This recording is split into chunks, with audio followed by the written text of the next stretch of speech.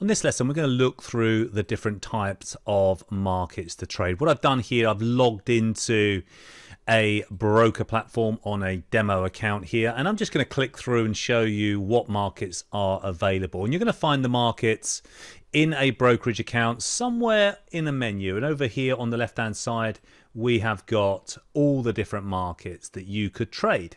I'm sure you've heard of the popular stocks like Apple, and recently with the AI exposure to markets like Nvidia, and the local shopping establishments like Marks and Spencer's, where you can trade those. Now, depends what account you have. We'll do a little bit on spread betting, of course, within this Apprentice Trader course. We'll discuss that. But let's just look at the different markets. Indices, basically, they are the indices around the world. Okay, so they hold all of the stocks inside an index. You can see here, this is the top one called the US Tech Market 100. Inside that index will be all of the tech stocks, companies that you can trade as a basket, and the same will happen with the FTSE 100. That's all the top FTSE stocks, individual stocks in the index here that you could trade. And you could trade the whole index as one. And as you come down here underneath shares, you can trade the individual shares, any one you want to, basically.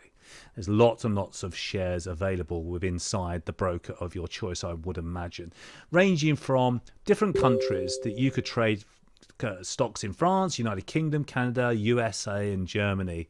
And each broker will have their own amount of stocks, countries available to you.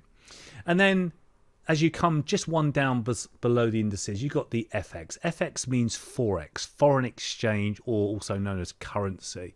And inside here, you're trading two currencies against each other. This particular one has got a code. It says GBP USD. What that means, that stands for Great British Pound versus the US dollar. And you've got the EUR, which is the euro versus the US dollar, and the US dollar versus the Japanese yen. And these are called the majors, all of these ones here. Underneath this, you've got the minor currencies. And this is the cross currencies, like the British pound, Great British Pound versus Canadian dollar. That's not seen as a major currency pair. Maybe because it's not traded as much, and it's not really seen as one of the, Canada, no disrespect to Canada, but maybe not seen as one of the big players in the economic world there. And then you come down here and you've got the Australian currencies. There's endless amounts of currencies you can trade. And these currencies have these codes, and you're trading one against the other. Then you've got the crypto markets. And here it says only available to professional traders. And you can trade Bitcoin if your broker allows it. And then we've got commodity markets as well. I mean, there's so much, guys. You don't really need to trade everything. You're not going to be able to do that. There's oil here, natural gas, and all the other commodities like the base metals and soft commodities, which are very interesting to trade. In fact, I traded soya beans recently on this move up over here, which made me some nice profits.